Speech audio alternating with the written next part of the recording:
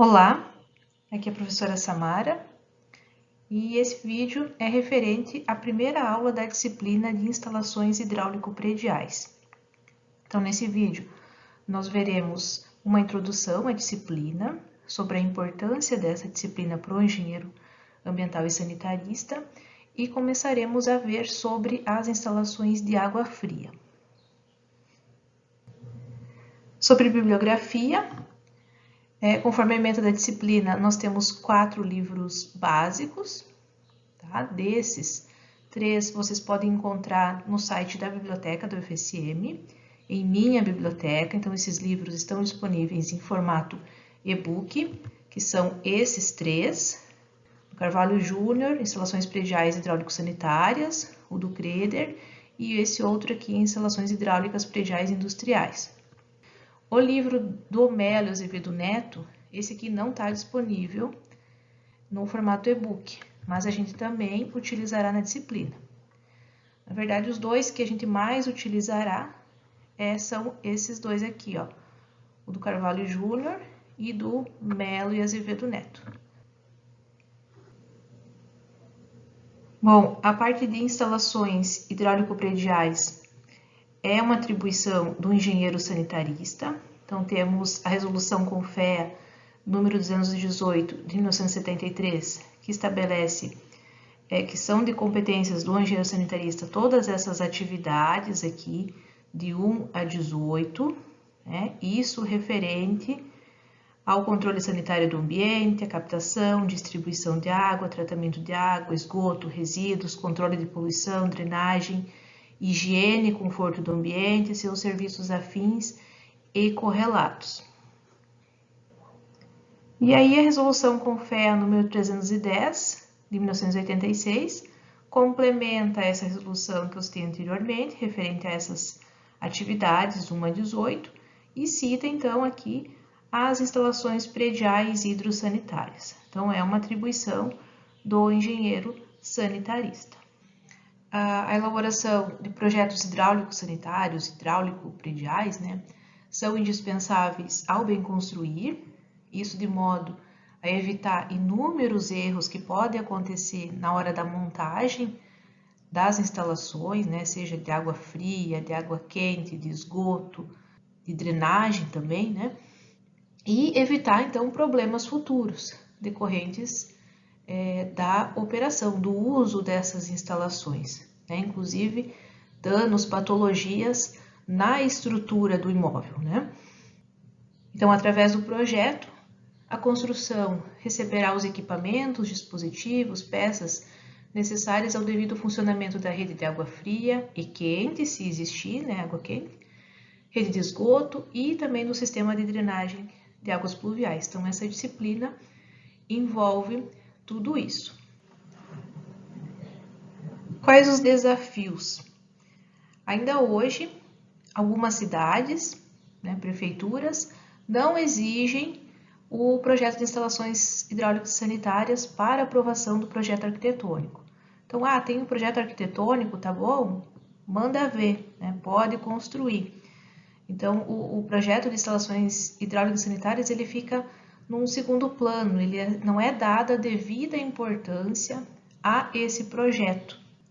E, na verdade, o projeto hidráulico sanitário é muito importante, para que se tenha na residência, naquele prédio, um uso adequado, se consiga ter uma vazão, uma pressão adequada, né, para o conforto dos usuários e também para evitar as patologias, né, que ocorrem na construção civil, que ocorre muitas vezes devido às instalações hidráulico-sanitárias que não foram adequadamente projetadas e executadas, né? Problemas como vazamentos que acabam, infiltração, né, que acaba comprometendo toda uma estrutura. E tem ainda o problema da falta de profissionais capacitados no mercado. Poucos engenheiros civis, poucos arquitetos se dedicam, se especializam nessa área da elaboração de projetos hidráulicos sanitários, né? E, infelizmente, também poucos engenheiros sanitaristas atualmente estão trabalhando nessa área. Então, existe um grande potencial a ser explorado nessa área. Então, é uma boa área, né, para investir, para se trabalhar depois de formado. No entanto, né, tem que fazer mudar algumas coisas, né?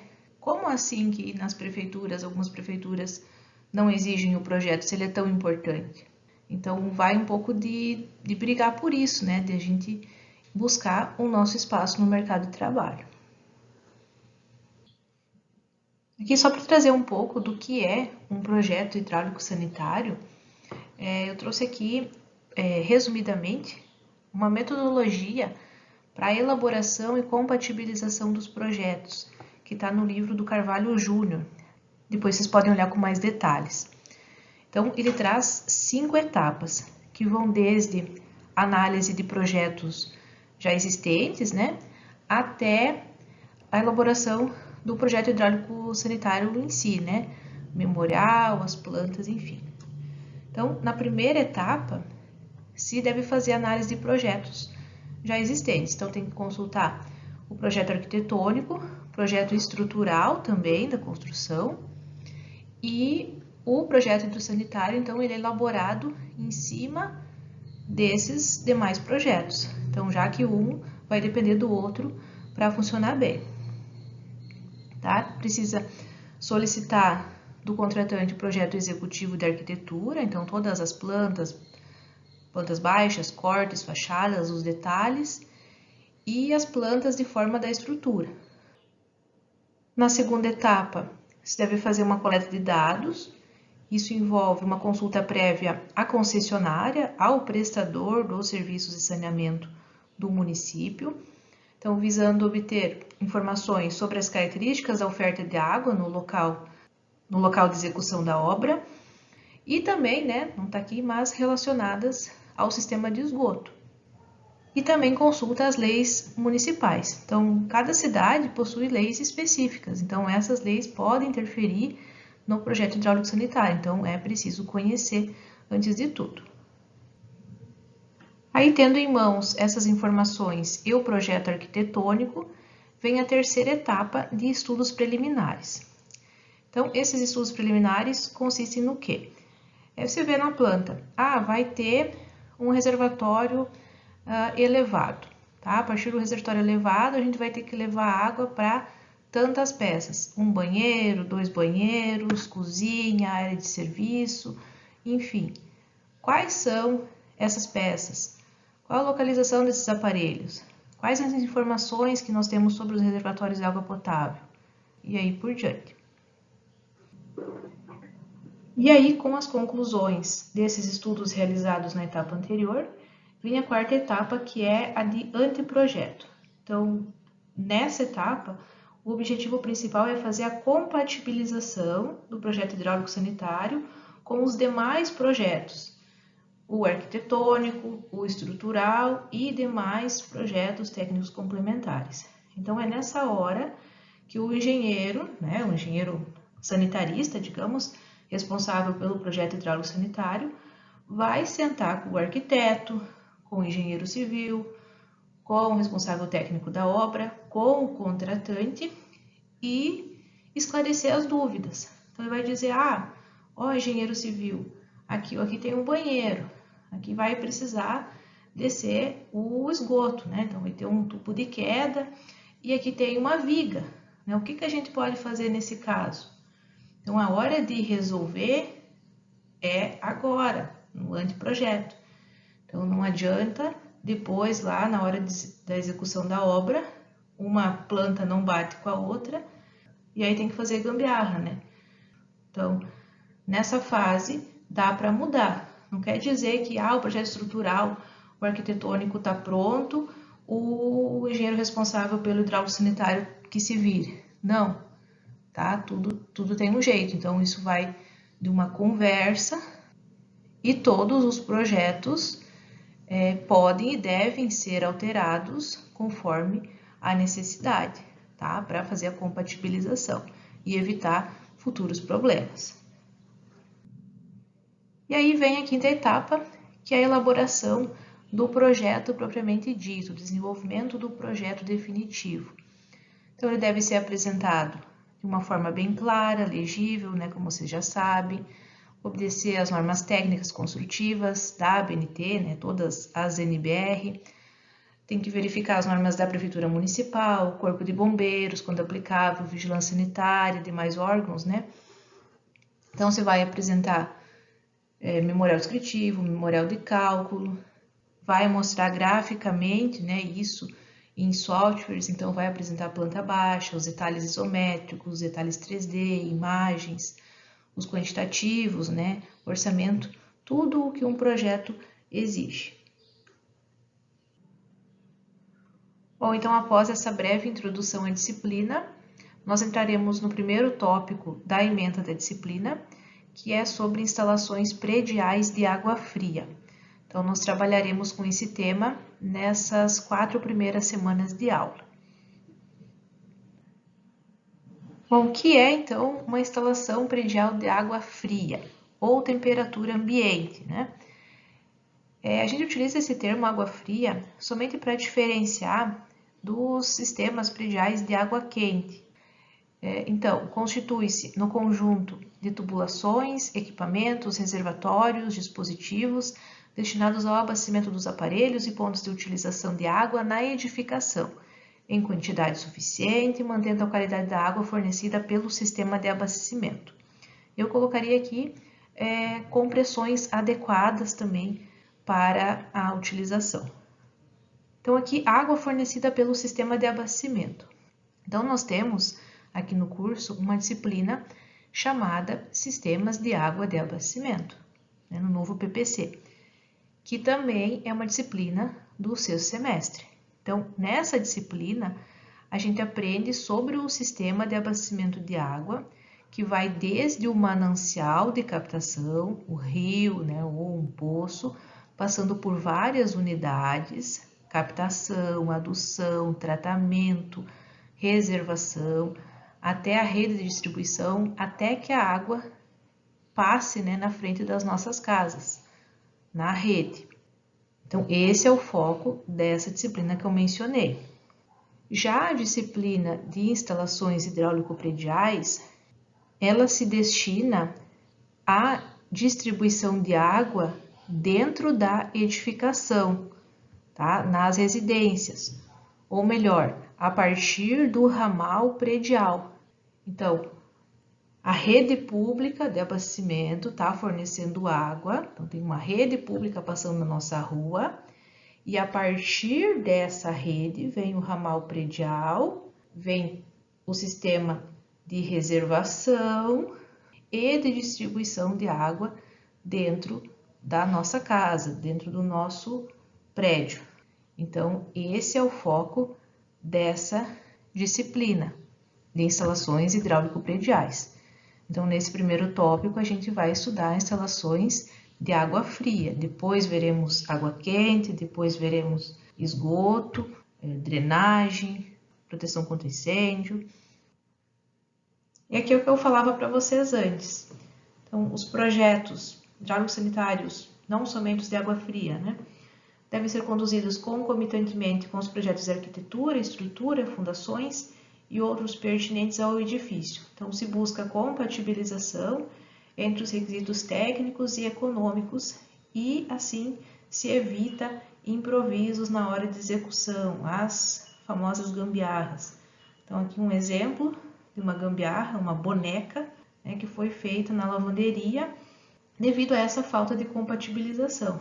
Então, aqui está descendo a rede de água e aqui, provavelmente devido a uma viga, não foi possível descer a tubulação de esgoto, né, o tubo de queda no lugar correto, então se colocou o tubo nessa posição, se fez uma boneca para esconder.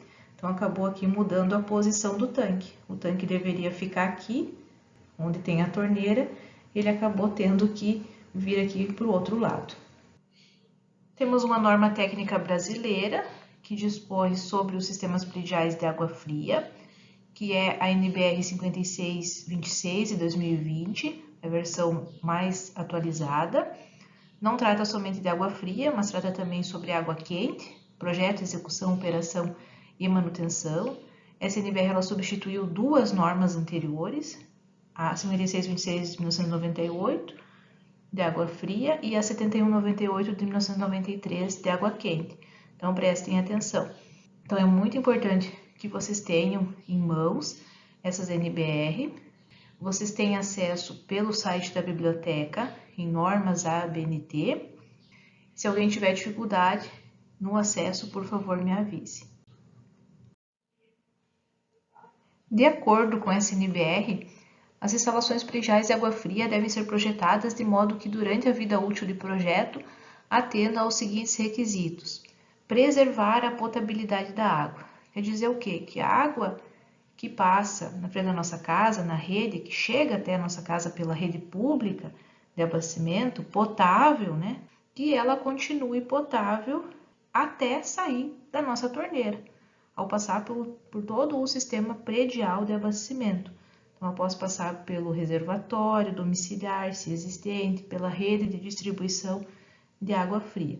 Então, para isso, por exemplo, é necessário no projeto prever nesse reservatório, né, se houver, uma tubulação de limpeza, recomendar nesse projeto também como deve ser feita essa limpeza do reservatório, qual a periodicidade.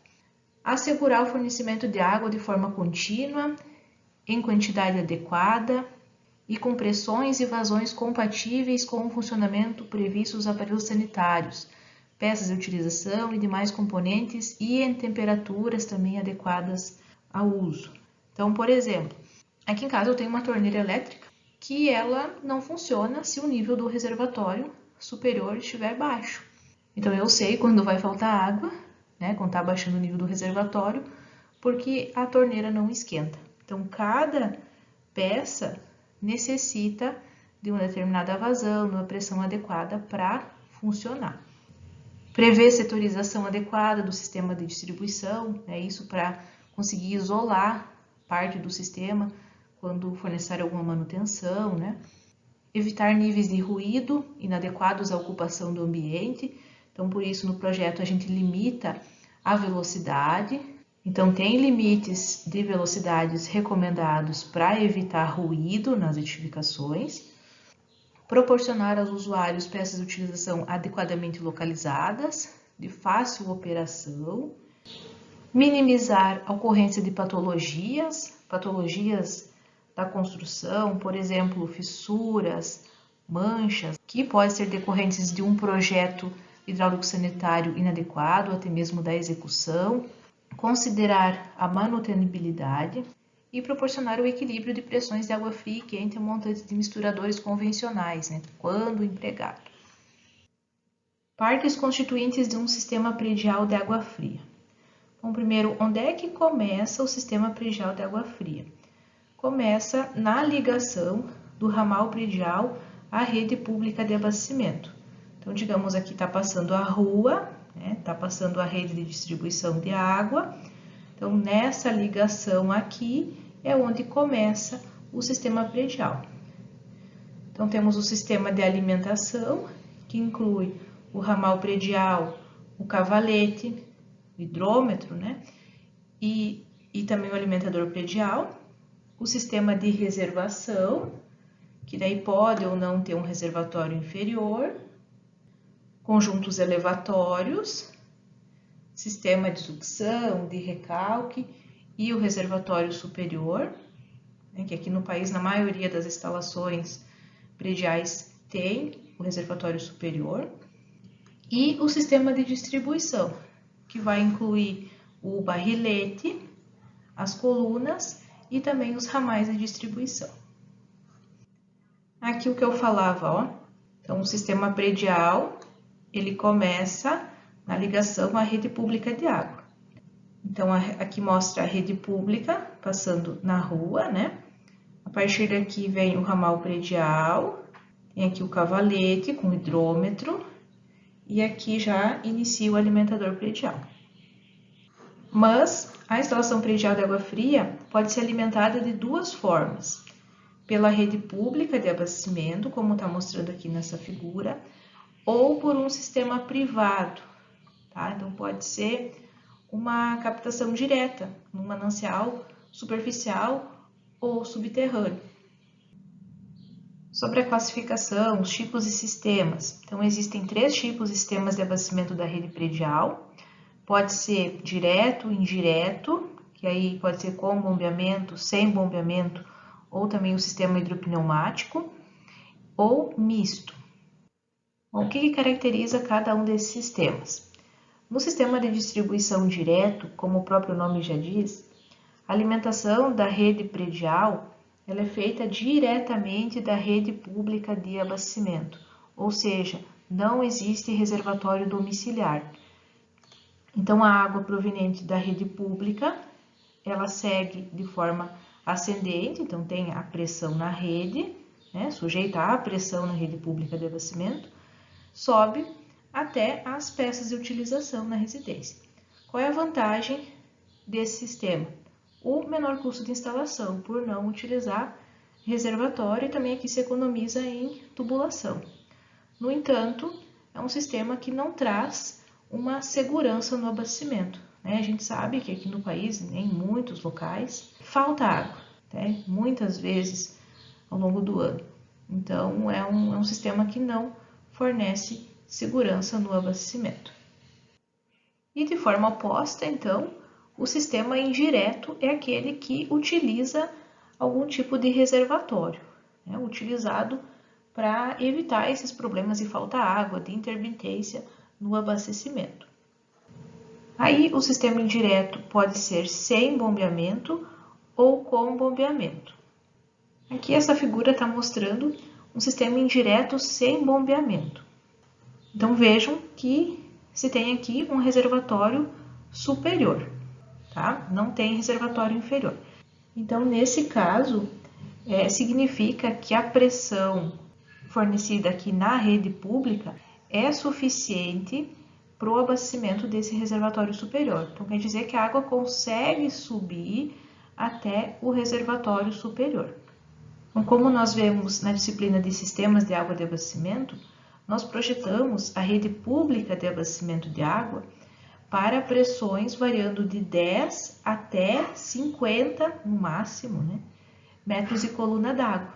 Então, significa que, teoricamente, a água teria a pressão adequada para abastecer, no mínimo, a uma edificação de 2 pavimentos, ou até 3, dependendo do desnível desse terreno. Então, até 9 metros de altura até o reservatório, até aí daria conta. Então, é mais ou menos por aí. Se for um edifício de mais que 2 ou 3 pavimentos, aí necessita um reservatório inferior e o bombeamento até o reservatório superior, porque provavelmente essa rede pública não vai fornecer a pressão mínima adequada para que essa água se eleve a pontos mais altos. Ok? Então, sistema indireto sem bombeamento, somente quando a pressão na rede pública é suficiente para atender o reservatório superior. Teoricamente, edificações de até 3 pavimentos, 9 metros de altura até o reservatório. E aqui nós temos representado um sistema indireto com bombeamento. Então, é um sistema utilizado quando a pressão da rede pública não é suficiente para abastecer diretamente o reservatório superior. Então, é necessário colocar aqui um reservatório inferior, fazer o bombeamento desse reservatório inferior até o superior, e a partir do reservatório superior, aí sim, a água flui por gravidade para os pavimentos.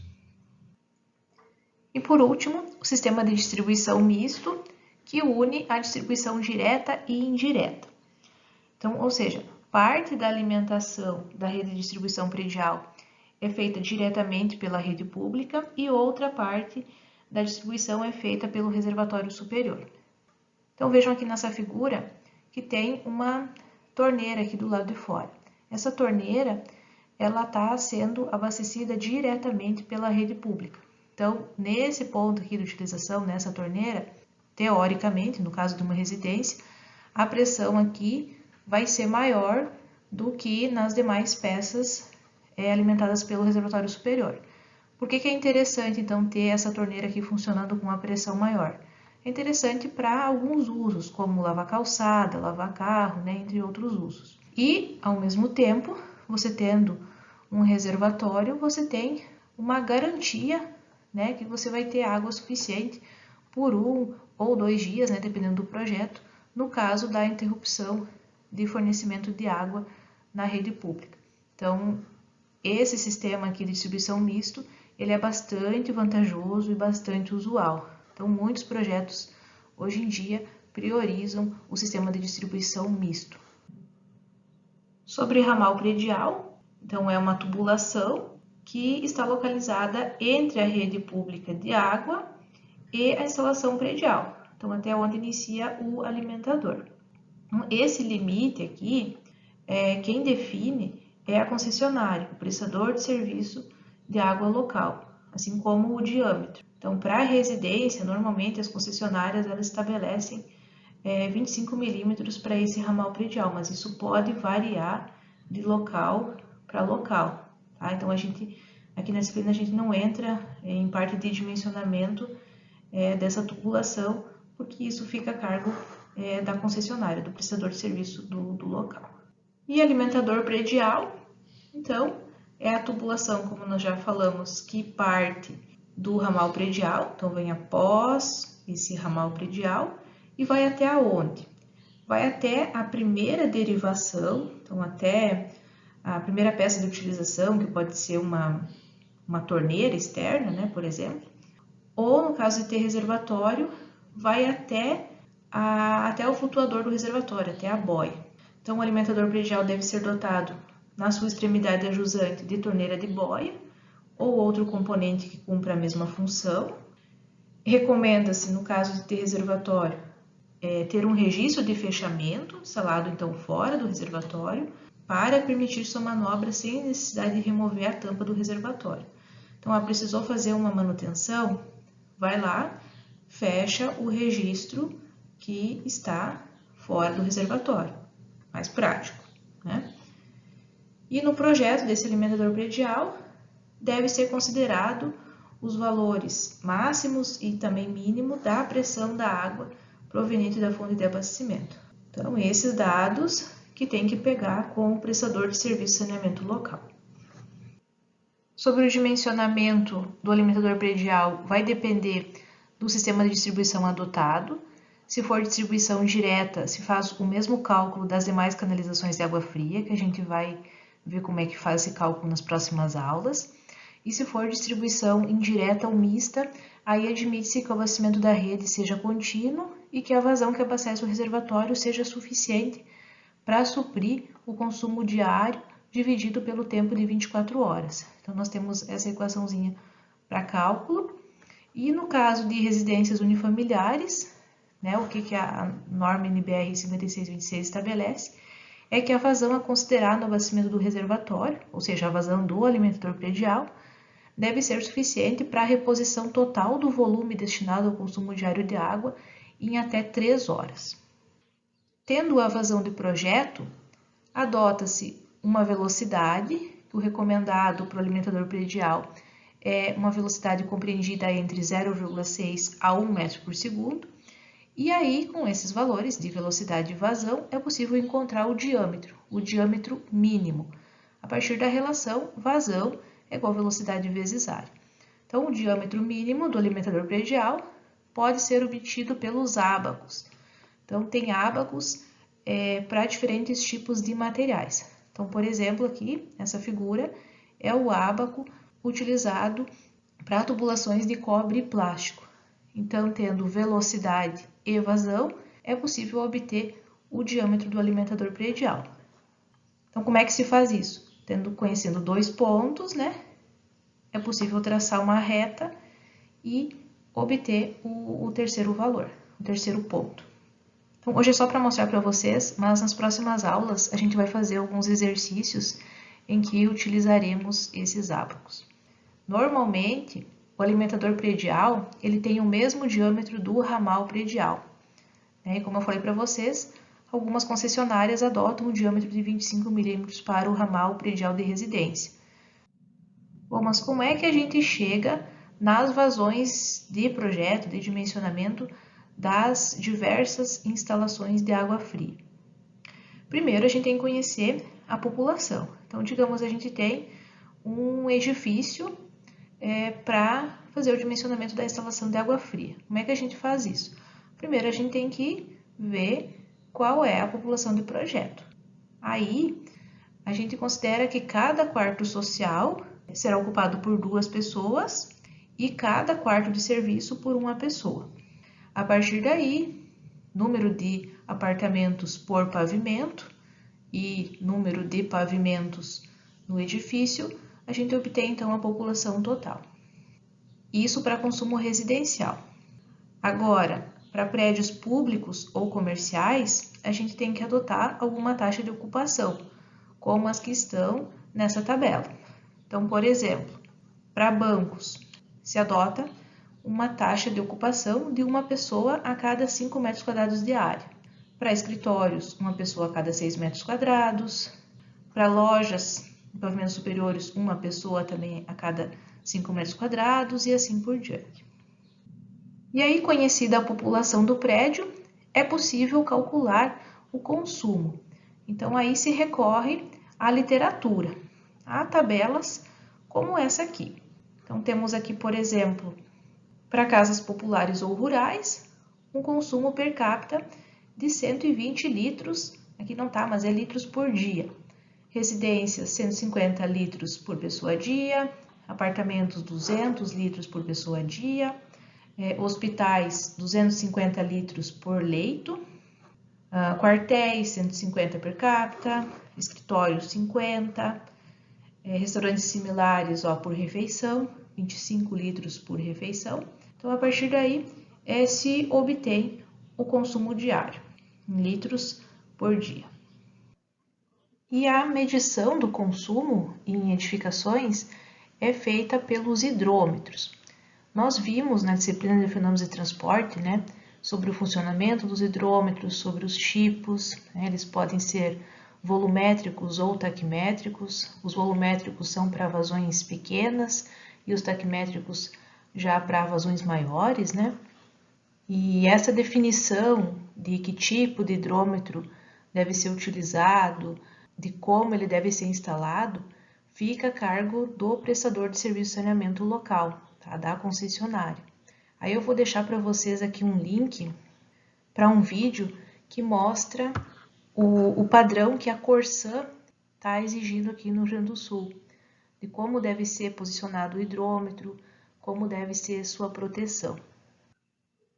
Então, na prática, cada residência tem seu hidrômetro, e antigamente se construíam os prédios somente com um hidrômetro, e depois, a partir da leitura do hidrômetro, se fazia a divisão para cada apartamento de quanto cada um deveria pagar de água.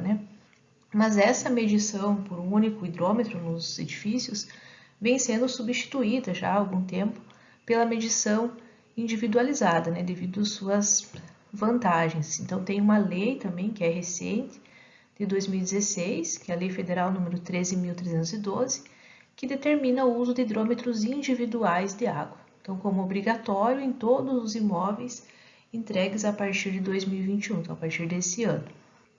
Quais as vantagens, então, da medição individualizada? Economia de água, leva a economia porque se gastar mais do que os outros moradores do prédio, você vai ter que pagar sozinho, O vizinho que gasta menos não vai ajudar a pagar a tua conta, Então, leva a economia de água. Tem também a questão da justiça social, porque o consumidor paga efetivamente pelo que consumiu. Tem também o combate à inadimplência, a economia de energia elétrica, porque, por exemplo, em edifícios onde se tem reservatório inferior, tem bombeamento, quando você economiza água, acaba também economizando energia pelo tempo menor que as bombas precisam ficar ligadas. Então, tem uma série de vantagens a adoção da medição individualizada. Aqui, para ilustrar, nós temos à esquerda a medição individualizada com o reservatório superior apenas. Então, a água proveniente da rede pública passa primeiro por um medidor principal, um hidrômetro principal. Essa água vai até o reservatório superior e, a partir do reservatório superior, é distribuída para os demais pavimentos. Então, aqui cada apartamento vai ter um hidrômetro individual. E aqui à direita, temos, além do reservatório superior, também um reservatório inferior, né, com bombeamento. Então, bombeamento para o reservatório superior e, a partir do reservatório, a água vem para cada um dos pavimentos. Aqui está mostrando um apartamento por pavimento, passando também por hidrômetros individuais. Bom, por hoje era isso. Qualquer dúvida eu fico à disposição. Então, um bom estudo, complementem o estudo na bibliografia mencionada, que vocês têm acesso pelo site da biblioteca, formato e-book. E até a próxima aula. Um abraço.